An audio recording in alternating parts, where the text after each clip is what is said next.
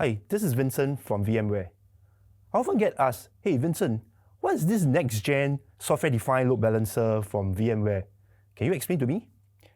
And I'm just going to do that. And I'm going to do that by comparing with a hardware-based load balancer architecture. So let me start off with the hardware-based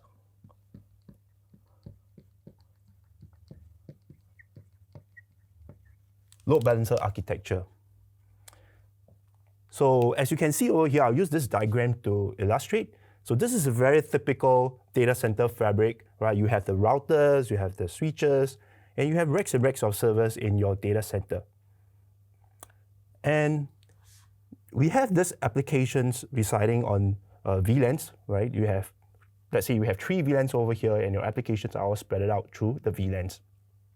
And let's say you need to do load balancing for these applications.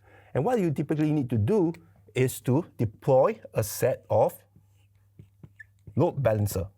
So in a hardware form, it's going to be an appliance format, and you deploy it in a pair of load balancer. And you connect it to your switch fabric. And typically, you are running in an active standby fashion. So let's talk about the traffic flow. So for example, if your users need to access your applications, it actually needs to traverse to the load balancer,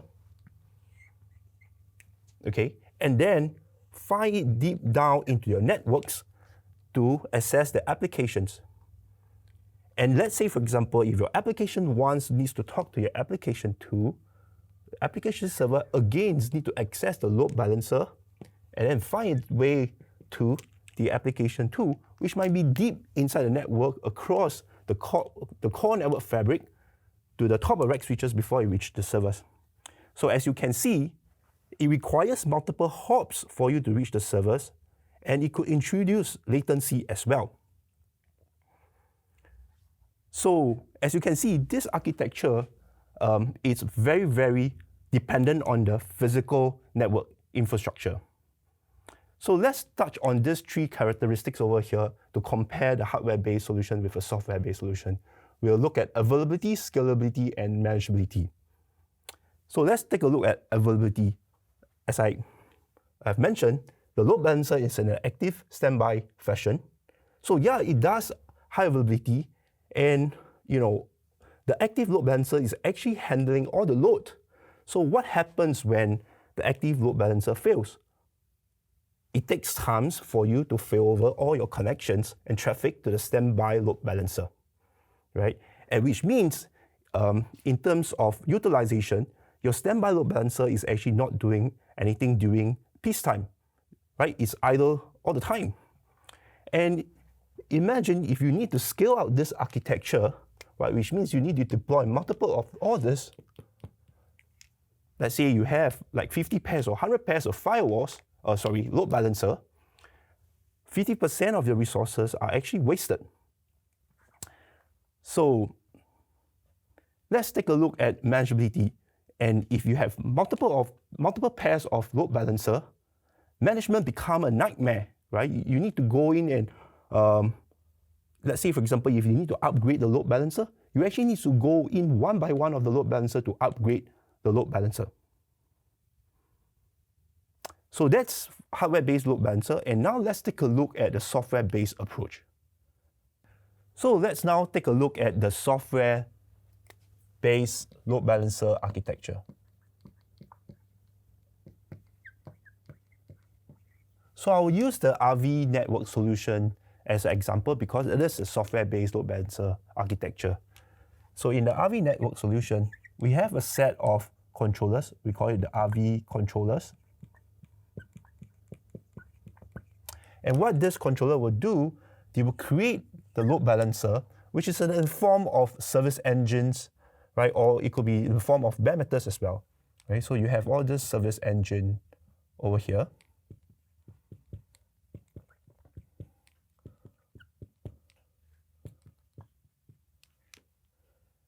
Right, so this is the service engine.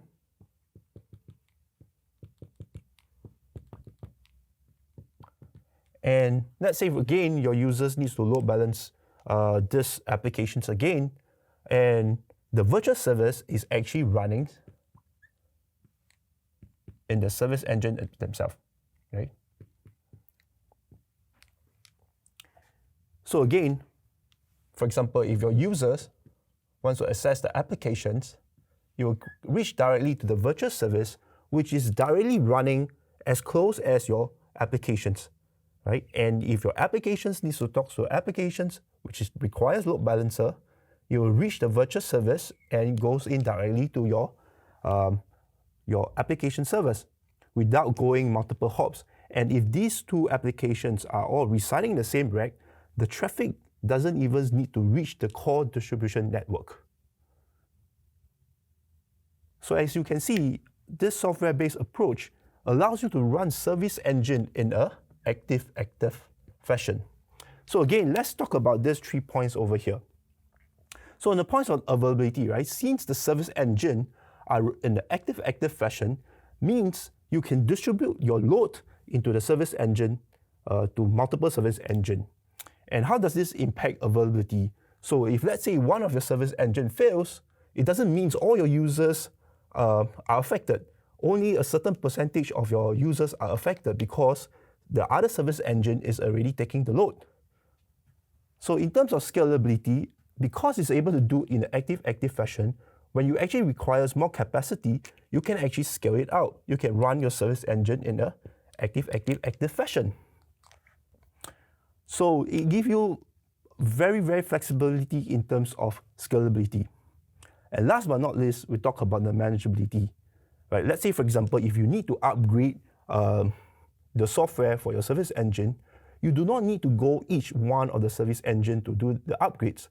Because it is controlled by the RV controllers, all you need to do is to go to the RV controller, load in the new version of the patch, and the RV controller will do the job for you, going to the service engine one by one to do the upgrade. So it really saves the operators lots of time. As you can see, I have shown you the comparison of a hardware-based load balancer architecture versus a software-based architecture. A software-based architecture definitely gives you better high availability because you can do your load balancer in an active-active fashion. It gives you higher scalability or even scale down capability as well if you do not need the load, if you do not need the capacity. And lastly, it saves the operators lots of times when it comes to manageability, where you need to upgrade your environment to a better version. So hopefully that's give you an overview of the next-gen software-based load balancer. And if you'd like to deep dive into this solution, I would like to invite you to one of our virtual cloud network masterclasses. And I will see you there soon.